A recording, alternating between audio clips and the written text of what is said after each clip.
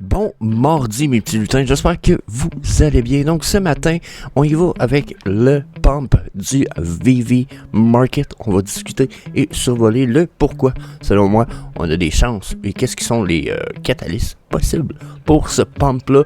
Est-ce que je pense que ça va dropper, etc. On va sûrement y aller aussi version un peu... chialage à matin, je fais le chialeux. J'ai le goût de chialer sur quelque chose qui m'agresse un petit peu. C'est ça, on va parler de ça à matin. Vous allez voir, je vais me plaindre. Puis, comme je suis le seul à pouvoir vous faire tout ça, on fait même un léger survol du Bitcoin ce matin qui va aller avec la raison du pourquoi. Je pense que tout le VV Market est en train de fucking pump. So, yeah, that's it. Comme d'hab, c'est Jess, je suis avec TQ. Good morning. Bienvenue au VV Frog Show. Bon, on va commencer par du chiolage un matin. Il faut chialer. J'ai ça parce que je veux pas amener trop de négatif sur la chaîne. Je veux qu'on reste positif dans notre minding. Fait que je vais essayer de terminer quand même sur une bonne note. Mais c'est quoi cette petite histoire-là? Là, je vais prendre l'exemple avec VV Viral à matin. Parce que là, j'ai l'impression que c'est la 4e fois en même pas 2 semaines que là, il y a des YouTubers qui reviennent. VV, yeah, puis ils recommencent, puis d'après ma barre, je suis vraiment content. Genre, yeah, j'aime voir du monde, ok? Mon problème est un peu avec le comportement de la communauté. On dirait que là, c'est le retour des sauveurs tant attendus. Puis on dirait que tout le monde oublie les Warriors qui étaient là, puis là, désabonnez-vous de ma chaîne si vous pensez que j'essaye de me pointer du doigt. Genre, moi je me pointe pas du doigt. On a genre VV Viral, VV Coach, on a Benjamin de 101 Pop, VV Max de 101 Pop maintenant. En voulez-vous là, on en a une crise de gang VV Meister, on a... Les communautés ont des warriors qui sont restés là depuis les 2 fucking dernières années. Moi, j'ai pas vu de post leur disant merci, moi. J'ai pas vu les gens aller dire genre ah salut, merci man d'être là depuis 2 ans, Meister, puis Fanny peut-être occupée beaucoup actrice ces temps-ci, fait qu'on la voit moins, mais les gens, ce qu'ils font, c'est qu'ils célèbrent, puis ils disent merci aux gens qui sont partis en plein milieu du crash, sans donner de nouvelles ni de raison. Puis ils célèbrent leur retour quand que ça pump. What the? Tabarnak, c'est quoi cette petite farce-là, le comportement de marde? Un peu, oui. Je veux dire, puis j'ai fait un post un matin, il y en a qui vont peut-être seulement un tweet là-dessus un matin, c'est ce que j'ai écrit. J'ai le monde célèbre les YouTubers qui reviennent, puis ils font des parties, puis des spaces à propos de ça, puis... Mais si ce monde-là vous a des abandonnés, tabarnak, il se passe quoi avec les vrais leaders? Ils sont où? Genre, je veux dire, j'ai pas eu de party. Moi, j'ai pas vu ça. Fait qu'en ce moment, si j'aurais de quoi à dire, je veux pas être négatif. Restons sur le positif, mais calisse. Envoyez donc, lâchez la vidéo, arrêtez d'écouter direct là, c'est fou, on s'en calisse. Allez voir les autres content creators, là, ceux qui mettent l'effort, là. On a du Sergio sur YouTube. J'ai Massiek and Down du côté québécois qui sont très underground dans leur groupe VV Québec. Si jamais vous m'entendez, vous méritez un gros shout-out. Merci à la gang d'être là. Genre, ceux qui sont là depuis Crash puis qui sont encore là, la colle dans la VV Family. C'est ceux-là qui méritent d'avoir un gros merci, un bonjour, pas ceux qui reviennent juste quand ça leur est profitable, c'est un sacrement de ciboire. Je trouve ça ridicule. Ça, c'est de petit niaisage qu'on dit au Québec. Ça, c'est presque une honte. Vivi Lover, Vivi Coach, Olivier puis Julien de Ecovie Actu. Je veux dire, Chris, il y en a plein, puis j'en oublie. C'est ça que j'en oublie. Et je peux pas faire la liste de tout le monde. Mais tabarnak. Allez dire merci. Au lieu d'être super hype quand quelqu'un revient. Je dis pas de pas d'être content, mais c'est presque un insulte pour ceux qui se donnent à fond, là, j'ai envie de dire. En tout cas, il y en a qui sont là Twitter, sur les Discord, là, le Discord français aussi, hein, le vrai Discord Vivi, là, ou Vivi Space encore. Vivi Space, il y a plein de monde là-dessus. Genre, je suis tabarnak. Allez dire merci à ceux-là. That's it, c'est mon point, parce que là, je trouve ça ridicule. Je suis frustré quasiment un matin de voir que là, on célèbre ceux qui vous ont abandonné puis qui reviennent. Genre, tabarnak, c'est pas le Messie, là. Donc, faut que j'arrête ça là. On s'en va pump and price. Yeah. Là, ce qui se passe là, je me suis demandé dernièrement, puis j'avoue que de prime abord, j'avais pas un avis là-dessus. Je m'étais pas assis à réfléchir à ce qui se passait. Puis là, on a vraiment un pump sur le market, ok? Dans la mesure où, tu sais, on a des prix qui augmentent de beaucoup. Puis là, ben, depuis hier, je réfléchis à tout ça, j'ai pris le plus d'infos que je pouvais possible. Il y a plusieurs choses qui peuvent rentrer en ligne de compte pour ce pump-là. Bon, on a eu quelques grosses nouvelles. Déjà, bon, les bonnes nouvelles, first of all, les bonnes nouvelles s'accumulent tranquillement. Des petites bonnes nouvelles tout le temps. Tu sais, waitlist comique, genre c'était pas fait, comment ça c'était pas fait, mais au moins ça vient d'être, ça va être intégré là.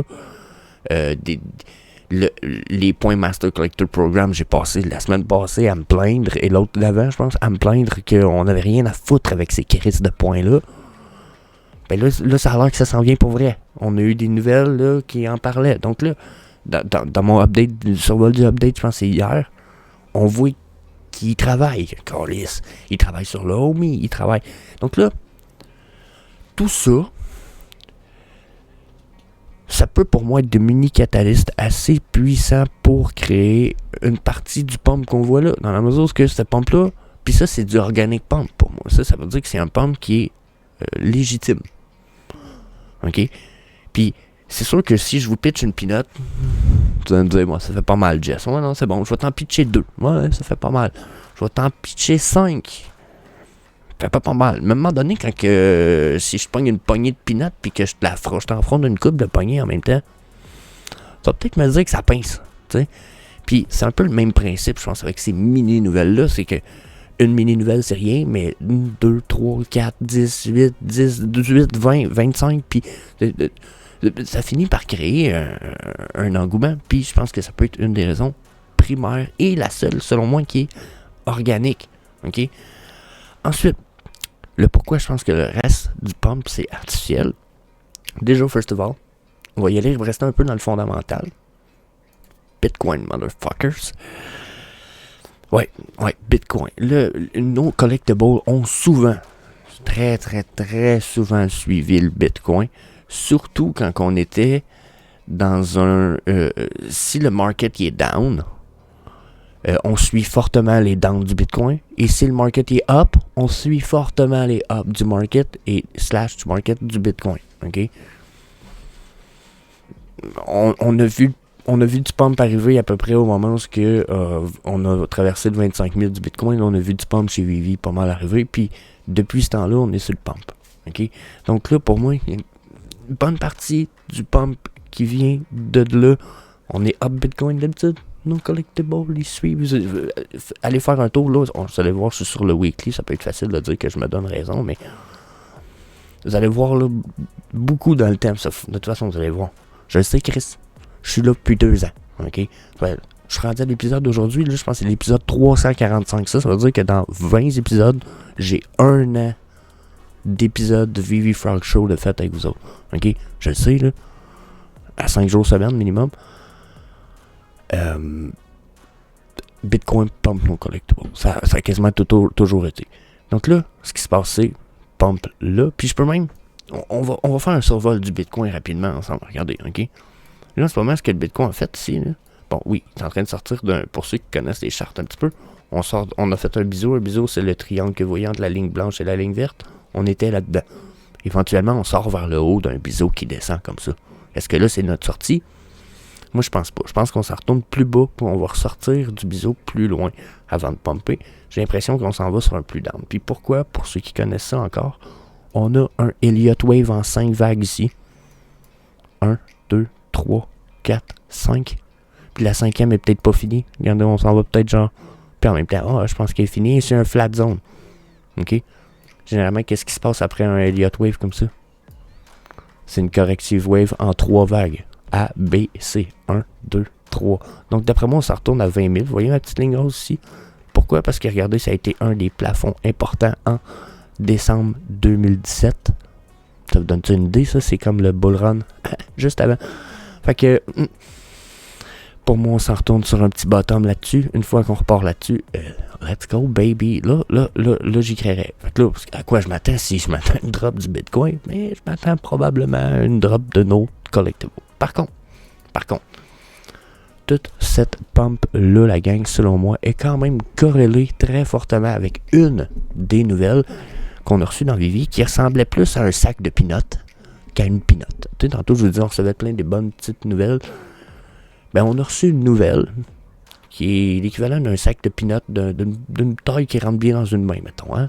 Puis vous le faites fronder quand même bien. C'est le payout.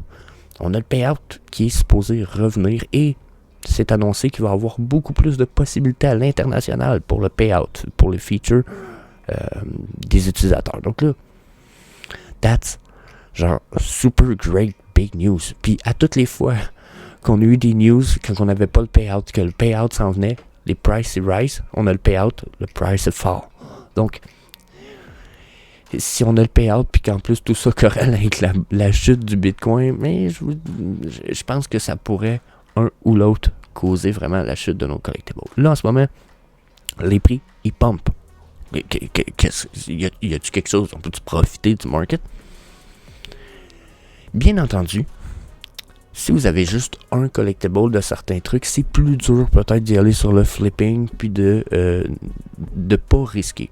Sur la chaîne, je vous l'ai déjà dit dans le passé, le meilleur truc possible, généralement, c'est d'avoir 3 collectibles d'une pièce. Quand vous pensez qu'une pièce vaut de quoi, d'acheter au minimum 3, 4, si vous voulez potentiellement flipper un petit peu ces pièces-là.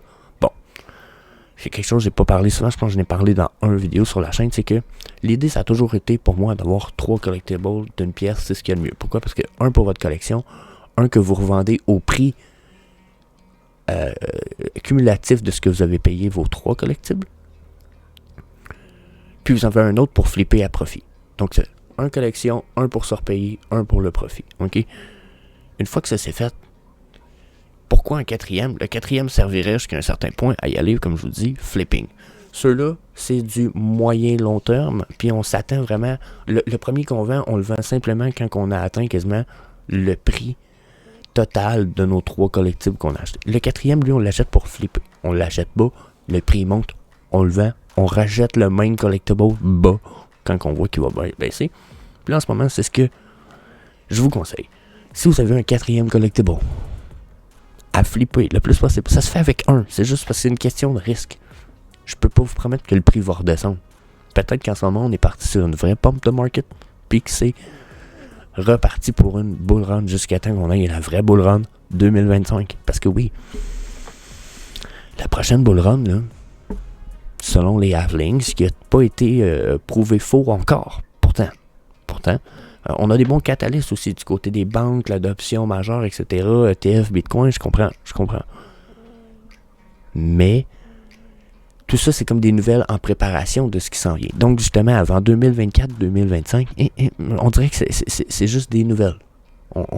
C'est pas encore des catalystes en place. Moi, je pense qu'on a de très bonnes chances que les prix redropent jusque-là. Ça nous laisse un an. Hein? Donc, c'est des risques. Mais si vous avez un quatrième collectible, vous allez être pas mal moins dans le risque. Donc là, finis mon radotage un peu. On regarde le market. Qu'est-ce qui se passe avec ça? Là, il y a des pièces que moi j'ai souvent parlé sur la chaîne qui valent la peine probablement de reflipper en ce moment. Dragon Girl Silver. Ça fait longtemps que je n'ai pas parlé. Je pense qu'il y a 2 semaines, j'ai fait un petit peu le tour des Dragon Girl. Très belle pièce. Ils ont descendu, ça a pris 72, ça a pris 65 gems. Ça veut dire que ça valait à peu près 50. Je pense que ça a même descendu à 30 gems. 30 gems, certains Dragon Girl. 155 en ce moment. Guys, what the fuck? C'est x5. Let's go. Vous pouvez couper le floor, allez mettre ça à 40. Hein, flac. Tiens, vous allez en vendre quasiment right away. Peut-être pas, mais à évaluer. Pride Givenchy qui a augmenté de 235 pièces d'un coup. Bam! What the fuck? Je veux dire, profitez d'un truc de même. Flipper. Moi, je pense qu'il y a des pièces, les Labbit, le Hoover Labbit qui a monté à 59, c'est quand même un peu comique. C'est drôle parce que les premières pièces qui ont monté dans nos collectibles, c'est pas les pièces super connues. Ah, le Mickey Sorcerer Hat, 130 gems de plus. Probablement que si vous avez réussi à acheter ça bas, peut être le temps.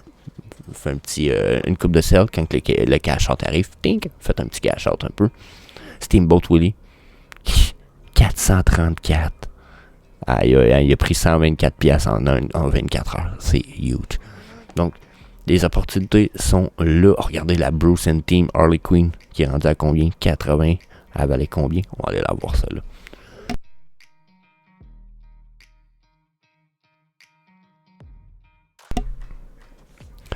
Donc, elle avait pas descendu plus bas que ça un peu, me semble. Ah oui, mais oui. Ok, ceux qui ont été wise, là, elle a descendu à 50 gems, 60 gems, 90 gems, 85 gems en ce moment. C'est 30 gems de profit, c'est 30% quasiment. Nice. Nice deal. Nice deal, si vous voulez mon avis.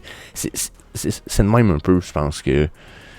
pas je pense, mais c'est de même un peu que personnellement, je me permets de faire du flipping. J'y vais super safe. Puis je vous dis pas qu'il n'y a pas d'autre façon. Je suis en train de pratiquer d'autres façons en ce moment. Je me suis même rajouté la semaine passée un autre petit budget de 30 gems pour flipper. Plus... C'est ça. Je vais revenir là-dessus sur la chaîne, mais j'aime pas apprendre là, de nos jours aux gens. Trop précisément comme ça, j'ai l'impression que ça peut induire tellement en erreur. Donc, on va reparler flipping, mais flipper safe pour moi, là. Si vous avez d'autres collectibles, là, ça peut être un très bon moment. Non, il nous reste un an avant, comme je vous disais, du Super Bull Run. Vivi est pas parti en peur. Son Viviverse n'est pas sorti. Je pense qu'on a le potentiel que ça redroppe un petit peu. Mais bon, il y a des pièces qui pumpent, ça peut être là profiter. Il y a John T. Jig encore, Steamboat Willie qui pump, ça peut être facile à revendre. Wally pourrait être facile à vendre, j'imagine. Il a juste monté à 100 gems, par contre. Quoi qu'il était à peut-être 60 il n'y a pas longtemps, donc c'est un big deal. Donc, yeah. Mon point, même la Magic Lamp qui a remonté. Mon point, c'est, profitez-en pour faire du flipping. Je pense que c'est le temps de ramasser du profit un peu, ça a volé, pour racheter les mêmes pièces plus bas. So, yeah. That's it. On se revoit demain pour le prochain show. N'hésitez pas à voir le show qui va apparaître à la place de ma tronche, puis à laisser des commentaires dans la section sous la vidéo. Peace. Hey, see you later, alligator.